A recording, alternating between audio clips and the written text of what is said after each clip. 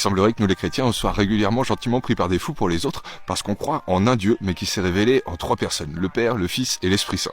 Eh bien, prenons quelques secondes et je vous montre que tout ça, même si c'est pas la logique première, c'est plus que crédible. Qu'est-ce que c'est donc au fond que la Trinité? Eh bien, c'est ce qu'on célébrait particulièrement à la messe hier, à travers la terre entière, le Père, le Fils et le Saint-Esprit. Un Dieu en 3 personnes. Et à l'inverse de ce que semblent penser certains, c'est pas du tout une invention des premiers chrétiens. Ok, c'est pas un mot qu'on retrouve dans la Bible.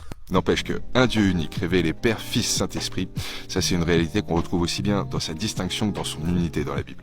Et donc quand Tertullien, bon je vous l'accorde, je ne sais pas toujours son prénom, plus d'1 siècle après la fin de la rédaction du Nouveau Testament, il propose le mot de Trinité, il se contente ni plus ni moins que de mettre un mot sur une réalité qui est déjà bien révélée dans la Bible. Déjà comme en filigrane dans l'Ancien Testament et de façon claire, nette et précise dans le Nouveau. Au fond c'est un peu comme si on avait toujours dit papa, maman, enfant, et que lui, Tertullien, il propose d'un coup le mot famille. Bon ok, imaginons que ce soit pas une invention des premiers chrétiens mais bien une réalité révélée dans la Bible. N'empêche que le 3 en 1, pour un shampoing, ok, mais pour Dieu...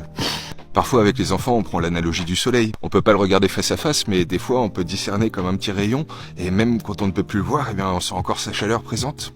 Au fond donc une belle analogie du Père, du Fils et de l'esprit d'amour des deux. Mais pour des personnes c'est toujours pas très évident de se représenter tout ça. Et ben celui qui peut nous aider c'est un comique, Roman Frécinet. Souvenez-vous, dans nombre de ses sketchs il se dédouble et il parle lui comme à son esprit ou à sa motivation ou à sa mauvaise humeur. Et est-ce qu'au fond chacun d'entre nous c'est pas exactement ce qu'on est? Bon vous connaissez Matthieu, mais Matthieu des fois il se parle à lui-même, à son esprit.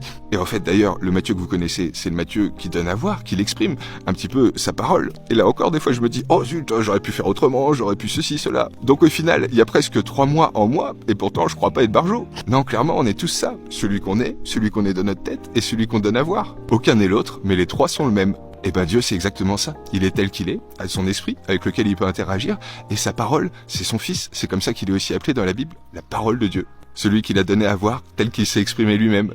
Et donc au fond, c'est pas du tout si incrédible que ça, 3 en 1. Et quand on sera là-haut, on en rencontrera bien qu'un. Est-ce qu'au fond, Dieu, c'est pas bien moins complexe et bien plus crédible qu'on ne pense?